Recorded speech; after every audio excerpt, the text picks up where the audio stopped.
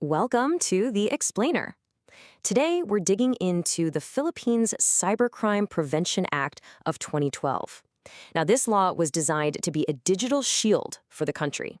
But after a recent storm of cyber attacks, a really important question is popping up. Is that shield broken? The real wake-up call came in 2023. The country got hit with what you could only call a digital tsunami, a whole wave of very sophisticated cyber attacks aimed right at the heart of its government. And we're not talking about random targets here. The attackers went after the big ones, the absolute pillars of the state. We're talking PhilHealth, holding the health data for millions of people, the Philippine Statistics Authority, which is like the national census keeper, the House of Representatives, and even the top law enforcement agencies, the PNP and the NBI. Just to give you an idea of the scale, in one single breach, hackers made off with over 817 gigabytes of sensitive data. I mean, this wasn't just a simple security lapse. It was a huge, blinking red light showing just how vulnerable the country's digital infrastructure really is. So this all leads to one massive question. The Philippines has had this Cybercrime Prevention Act on the books since 2012. So why didn't it stop any of this from happening? To really get to the bottom of this, we need to take a look at the law itself. And it turns out it might just be a law from a bygone era. You know, it seems like Philippine law has always been playing catch-up with technology. Think about it. Way back in 1965, there was the Anti-Wiretapping Act, great for phones but totally useless for the internet. Then, boom, the year 2000, the I Love You virus hits, causes billions in damage, but a new e-commerce law couldn't be used to go after the guy who made it. And it took another, get this, 11 years before the Cybercrime Prevention Act was finally put in place in 2012. And that huge delay? Well, that's a big part of why the law is so weak today.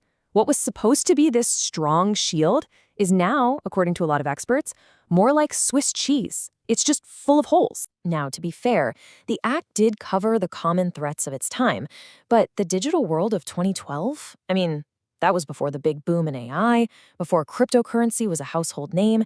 It's practically ancient history.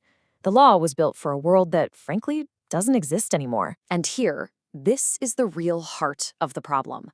A breakdown from the UP Center for Integrative and Development Studies shows exactly where the law is failing.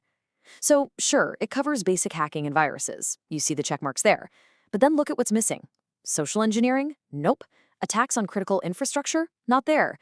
Cryptocurrency crimes? Not a word.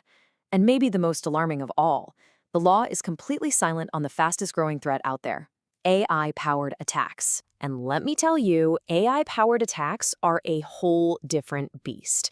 We're talking about things like deepfakes, videos so realistic they can be used to create absolute chaos, and automated hacking tools that can launch attacks at a scale and speed that no human could ever keep up with. But here's the twist. The problem isn't just about what the law is missing. It's also about how it's being used.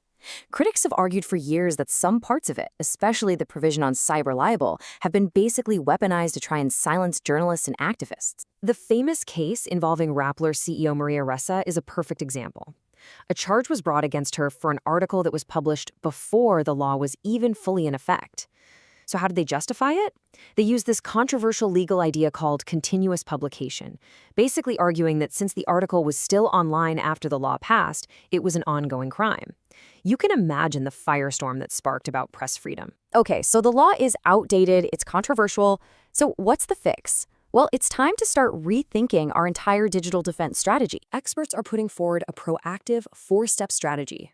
First up, update the law. It needs to be brought in to actually cover modern threats like AI and crypto. But it can't stop there. Second, we need to focus on prevention, like building cybersecurity awareness right into the school curriculum. Third, since these threats are global, it means strengthening international cooperation. And finally, and this is so important, any changes have to carefully balance national security with protecting our own civil liberties. At the end of the day, this is so much bigger than just tweaking a few legal phrases. The stakes are much, much higher. As one policy brief put it, this is about strengthening Philippine sovereignty in the digital age. It's about making sure the nation can actually defend itself and its citizens in a world that completely runs on technology. And that all leads us to this fundamental challenge, one that pretty much every nation is grappling with right now. As we build these stronger digital walls to keep the bad guys out, how do we make absolutely sure we don't accidentally build a cage that limits our own freedoms on the inside?